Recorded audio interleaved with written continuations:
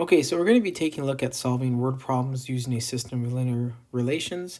We've talked about this before. I've got several other videos relating to these word problems, so I'll link that above if you need to access that. Feel free.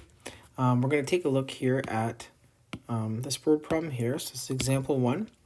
This is a mixture question. So with these mixture questions, we got a 40% solution. So maybe this is a sugar water concentration. So the concentration level is 40% of sugar. Then you have another mixture that has a concentration of 85% sugar. What you want here is you want to create a mixture that's 800 milliliters in liquid and the concentration level is at 60%. So visually what's going on is like you have this one sort of barrel, we could call it, and the concentration of this barrel is 40%. Then you have another barrel and the concentration of that barrel is 85%. And you're going to mix those two together. Maybe I'll let this be X and this be Y. And that mixture has to have a concentration of 60%. And on top of that, we know the amount of liquid that we want is 800 milliliters. So I want to find out how much of each. How many milliliters do I take from the X and how many milliliters do I take from the Y, the 85% concentration, so that I get 800 milliliters and the concentration level is 60%. Notice here this measurement, this concentration is below our goal and this is above our goal. So by mixing these two together, we can achieve the goal of 60%. So we'll let X equal the number of milliliters at 40% concentration. And I'm going to let Y equal the number of milliliters at 85% concentration. So now we have to create our equations. Well, equation 1 is easy to create because I know that it has to sum to be 800 milliliters. Now moving on to equation 2. Equation 2, what we have to do is we have to connect this concentration level of 60% together. Well, if I take 0.40 times X, that's going to represent the sugar that's inside of the amount of liquid I took from the 40% concentration. And likewise, if I take 0.85 and multiply it by Y, I'll get the sugar that's present in the 85% concentration that I took. Well, that has to equal 800 times 0.6, because that'll be the sugar. My goal here is a 60% concentration of 800 milliliters. So now we have our two equations. So looking at our two equations here, we can clean up equation 2, but I'm going to isolate for X first. Let's go ahead and do that. So therefore X equals 800 minus Y. And I'm going to sub that into equation 2. So everywhere I see an X, I'm going to go ahead and change that to an 800 minus Y.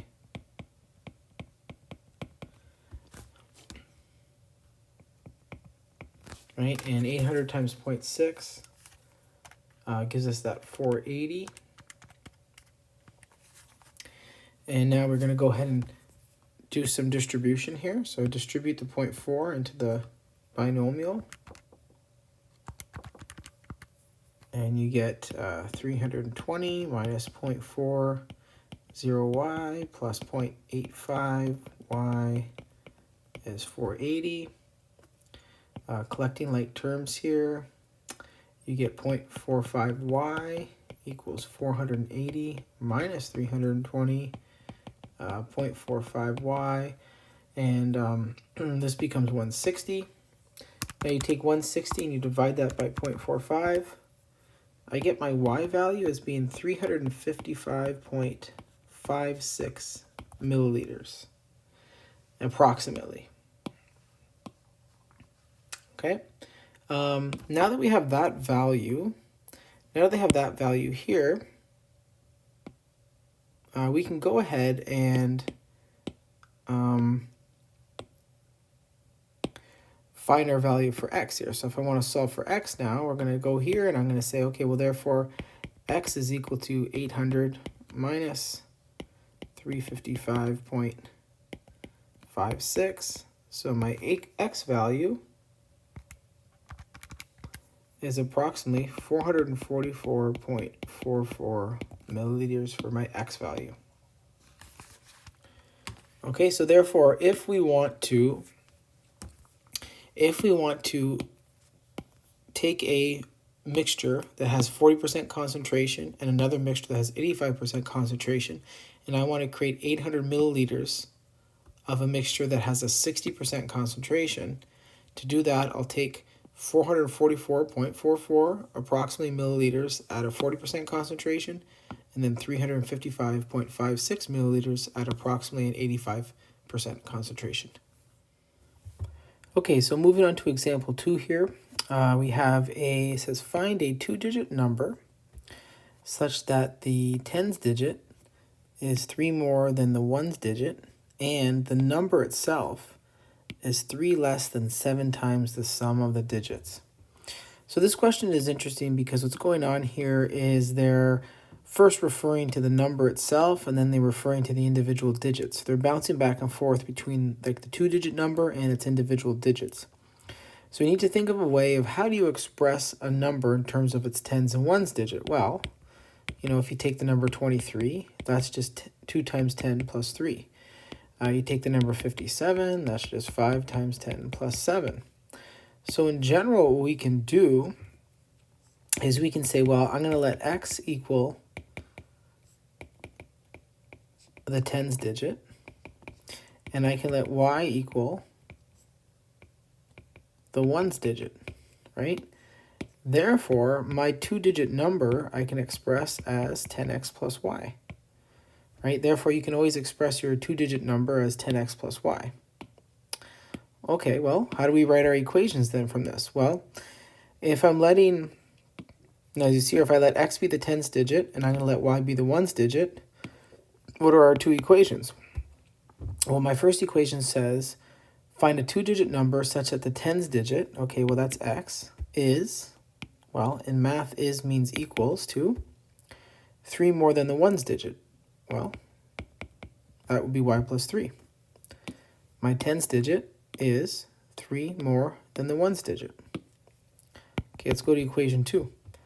And the number, so now they talk about the actual number. So the number is 10x plus y is, again, there's your equal sign, 3 less than 7 times the sum of the digits. Well, the sum of the digits is x plus y, and 7 times them would look like that. And then if it has to be 3 less, I just subtract 3 off. And now we have the number is 3 less than 7 times the sum of the digits. Okay, and now we have 2 equations, 2 unknowns, and we can solve.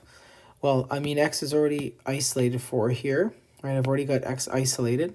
So I'm going to sub that into equation 2. So everywhere I see an x, I'm going to change that to a y plus 3.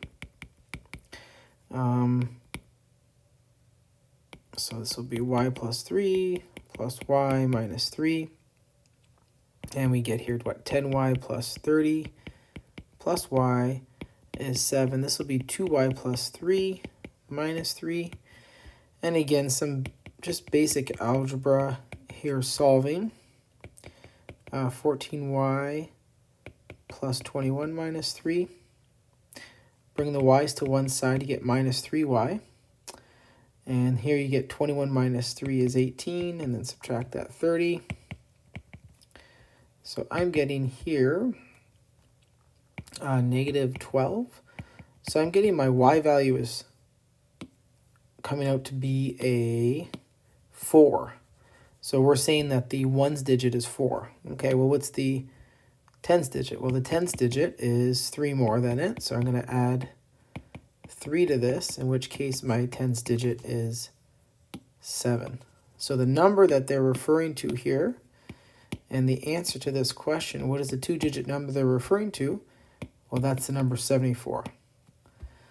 So 74 is the number such that its tens digit is 3 more than the ones digit. Yep.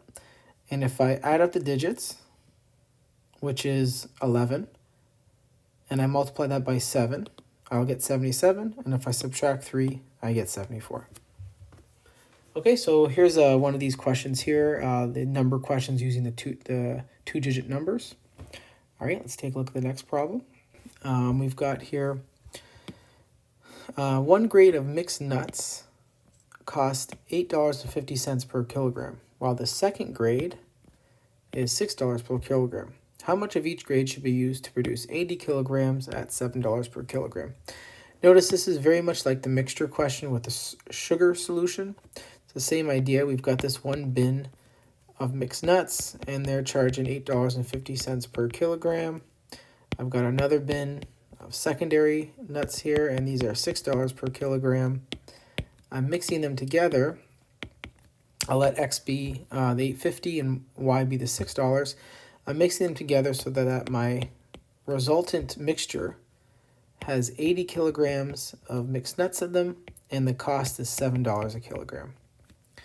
So again, you have something above your goal, something below your goal, and you want to mix it together to be able to actually get $7 per kilogram. So again, you're going to let X equal a number of kilograms at $8.50 a kilogram, and Y is going to be the number of kilograms at $6 per kilogram. And now we're going to go ahead and create our equations from this.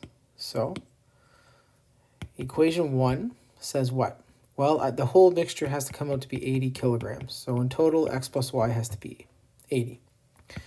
The second equation says the cost has to come out to be $7 per kilogram. Well, I know if I'm charging $8.50 times X is going to represent the amount of money you'll be paying for the $8.50 mixture, right? Because per kilogram I'm paying $8.50. X is the number of kilograms. So $8.50 times the number of kilograms will be the cost from this barrel that I've taken out. Likewise, 6 times Y is going to represent the cost from this barrel I've taken out. That total cost has to come out to be what? Well, it has to come out to be 80 kilograms times 7. Because that is the price per kilogram in the new mixture that we're creating. So again here, 2 equations, 2 unknowns that I can solve. In this case here, X is going to equal 80 minus Y. And therefore I can sub that in. So everywhere I see an X, I'm going to change that to an 80 minus Y. 80 times 7 is 560. And now we're going to go ahead here. So here I have 850 times 80 is going to be 680 minus 850Y plus 6Y is 560. And then here you get minus 250. Y is 560 minus 680. And 560 minus 680 is negative 120. So you get negative 250Y equals negative 120. And then here, I just need a little more room here. So I go up here. Now if I'm going to go ahead and solve, so divide across by negative 250 on both sides. And I get Y equals negative 120 divided by negative 250. I get Y is 48 kilograms. So therefore, if you take a look here, therefore if Y is 48, well, X is going to be 80 minus 48. So X is going to be 32 kilograms. So the one mixture is 32 and the second mixture is 48. So if you want to create a mixture such that you get 80 kilograms costing $7, you're going to take 32 kilograms out of the 850 barrel and 48 kilograms out of the $6 barrel. Those will mix together and giving you 80 kilograms. Obviously these sum to 80 and the cost will be $7 per kilogram. Okay, let's take a look here at example 4. So example 4, we have you have a train leaving the station. One train's going west. You have a second train heading east that leaves the station 2 hours later. So that train kind of sits back for a couple of hours while the first train travels. However, that second train is going faster. It's going 15 kilometers an hour faster than the first. After 6 hours, they're 580 kilometers apart. How fast is each train traveling? So let's see here. North, east, south, west. So I got one train leaves the station heading west. So we've got a train takes off going in the western direction. I'll label that train A. Okay, and that train does that for 2 hours on its own. Then after 2 hours, the second train heading east takes off. We'll call that train B. Now train B travels for 6 hours. And while train B is traveling those 6 hours, train A is also traveling those 6 hours. Remember, train A had a 2 hour head start. Now at the end of that scenario here, right here, and right here, the distance between these trains is 580 kilometers apart. All right, well, how can we solve for this? Again, how fast is each train traveling? So I'm going to let A equal the speed of the train A, and I'll let B equal the speed of train B. Okay, so what do we know? Well, I know that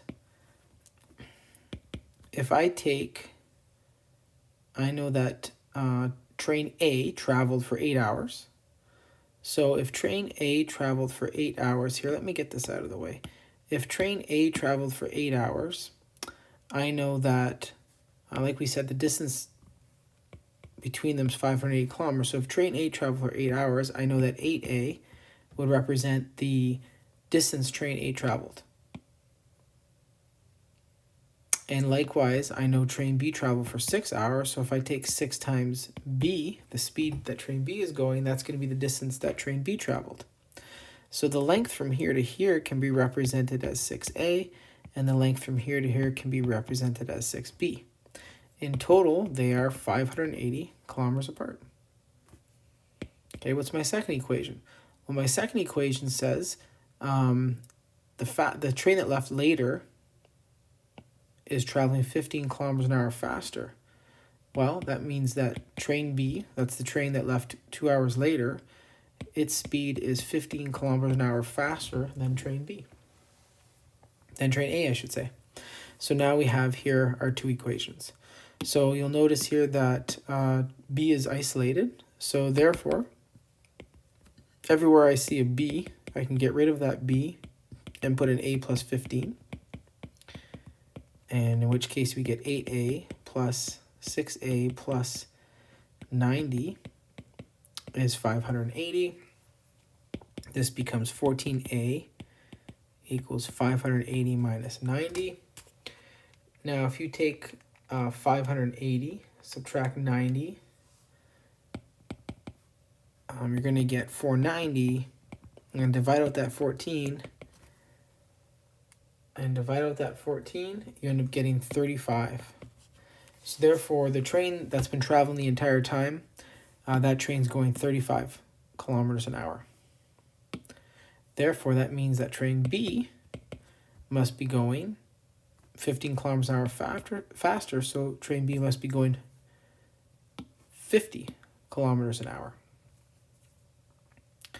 Okay, so for this question here, we can see here that train A is going 35 kilometers an hour and train B is going 50 kilometers an hour. Okay, so this concludes the description here of going through these word problems. These are a lot of speed questions in the examples we've gone through, and there's some mixture questions as well. You have some questions with 2-digit numbers, and another mixture question we have gone through. So at any rate here, if you need any more practice relating to solving word problems, again, I'll link it at the end of the video. There's some more examples with word problems. And also if you need any help with the substitution or elimination techniques that we're using to get the final answers, those are also linked as well. Thank you.